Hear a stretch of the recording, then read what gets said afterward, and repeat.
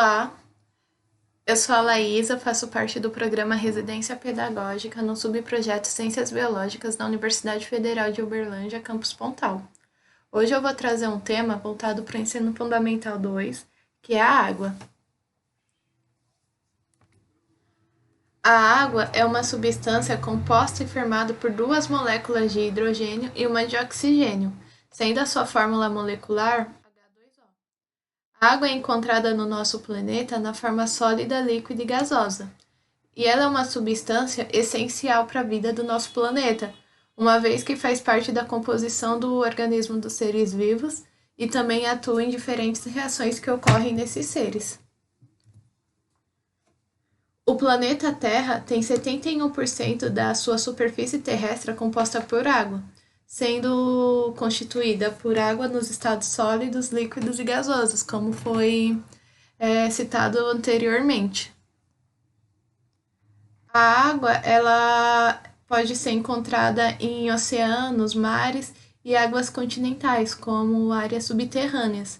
Os oceanos eles representam mais da metade de água disponível na Terra. E os mares, eles são também grande massa de água salgada. E os rios, os lagos, são fontes de água doce. E do total da água que cobre a superfície terrestre, 97,5% corresponde à água salgada e apenas 2,5% corresponde à água doce. A água potável, ela se dá da água doce disponível, porém nem toda a água doce é potável. Para que a água seja considerada potável, ela necessita estar livre de contaminação e sem apresentar riscos para o consumo e para a saúde.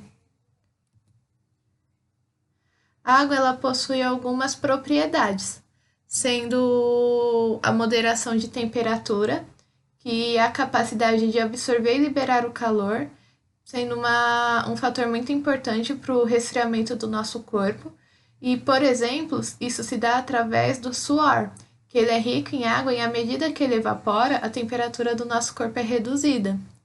Outra propriedade da água é o solvente universal. A água é um importante solvente, ou seja, ele é capaz de dissolver substâncias, e essa capacidade é importante para garantir que as substâncias sejam transportadas pelo nosso organismo. Falar um pouquinho da água e o corpo humano. Essa relação. O corpo humano ele é composto principalmente por água.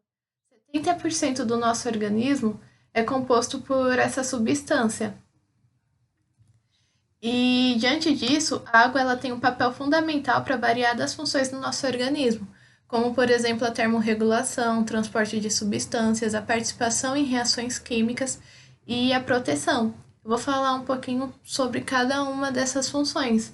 A termorregulação é através da água que se tem a atuação da manutenção da temperatura do nosso corpo, como foi citado anteriormente no caso do suor. Também temos o transporte de substâncias. Muitas substâncias são transportadas de forma dissolvida em água, como por exemplo o plasma sanguíneo, que é rico em água, e a garantia de seu transporte e de vários nutrientes pelo corpo. Também temos a participação em reações químicas, porque muitas reações acontecem apenas em meio aquoso. Com isso, a água se torna essencial para esses processos. E a proteção, ela se dá através da água por fazer parte de diversas substâncias das quais servem para proteger o nosso corpo. Alguns exemplos são as lágrimas, das quais protegem os nossos olhos, o líquido amniótico, que protege o feto no útero da mãe, e o líquido sinovial, que atua como lubrificante e protege as nossas articulações. Nosso organismo também passa por processos de perda de água, sendo através da respiração, da urina, da eliminação de fezes e do suor. Através da respiração, uma quantidade de água considerável é perdida. Já na urina, é onde ocorre a maior perda de água do nosso organismo. As fezes, apesar de também eliminarem água, elas não têm um valor significativo de perda. No entanto, quando uma pessoa apresenta um quadro de diarreia, é preciso ficar atento, pois esse pode acarretar desidratação devido a grandes quantidades de água que podem ser eliminadas. E o suor é uma outra forma de perda de água, que através da sua eliminação é possível controlar a temperatura do nosso corpo, como já foi citado anteriormente.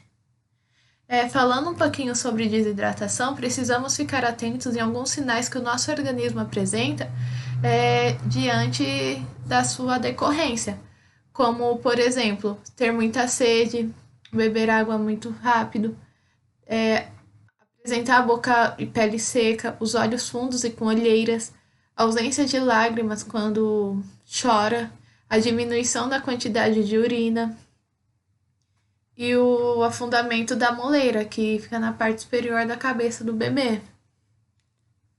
Então, esses sinais são necessários que tenhamos atenção, porque eles podem representar um quadro de desidratação.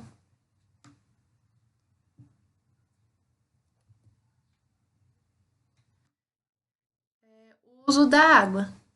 A água, além de ser essencial para a sobrevivência dos seres vivos, ela é utilizada para diversas atividades importantes e no desenvolvimento de uma sociedade. Temos o uso consultivo e o uso não consultivo.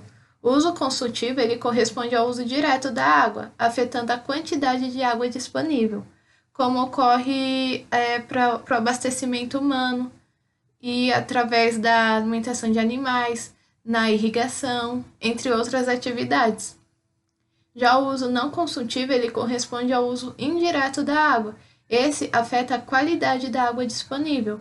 E exemplos desse uso é através do lazer, navegação e geração de energia. Grande parte do consumo de água ele está direcionado para o setor agrícola. Também tem uma quantidade considerável para o setor industrial. E apenas aproximadamente 8% da água disponível ela é utilizada para o abastecimento doméstico e para as necessidades humanas. A falta de água no mundo, e em alguns lugares já é possível concluir que há escassez de água, e isso pode provocar diversos conflitos sociais. E essa escassez ela também pode estar relacionada às mudanças climáticas, e são diversos os fatores relacionados às possíveis faltas de água no mundo, como o desperdício, o aumento populacional, a urbanização, a mudança climática, a poluição, o desmatamento e a intensificação da industrialização. Esses são fatores preocupantes e são pautas de diversas conferências a respeito do meio ambiente. Por isso, precisamos nos atentar e tentar fazer com que ocorra a preservação de água. Porque a preservação de água, devido a alguns fatores, como eu citei anteriormente, a gente pode observar que a água ela é uma substância escassa, que ela está em risco. E com isso, algumas medidas, e até mesmo no nosso cotidiano, podem contribuir para que a sua preservação ocorra. Para isso, eu tenho algumas dicas para apresentar para vocês, que podem estar associadas até ao nosso dia a dia, em práticas comuns, como não tomar banhos demorados, fechar as torneiras enquanto escovamos os dentes, reaproveitar a água utilizada para lavar roupas para atividades de limpeza, não lavar calçadas e fazer limpezas através do uso de mangueiras, porque essas exigem um consumo muito grande de água, fechar a torneira enquanto lavamos a louça, sem ser para ensaboar, utilizar sabões e detergentes biodegradáveis, não jogar óleo e gorduras em vasos sanitários e na pia, porque isso pode contaminar as águas de outros ambientes e aproveitar a água da chuva. E além disso, não jogar lixo nos lagos e nos rios. Através dessas práticas simples, podemos contribuir com o meio ambiente e com a preservação da água. Era isso que eu tinha para apresentar para vocês sobre a água. Eu espero ter contribuído e agradeço.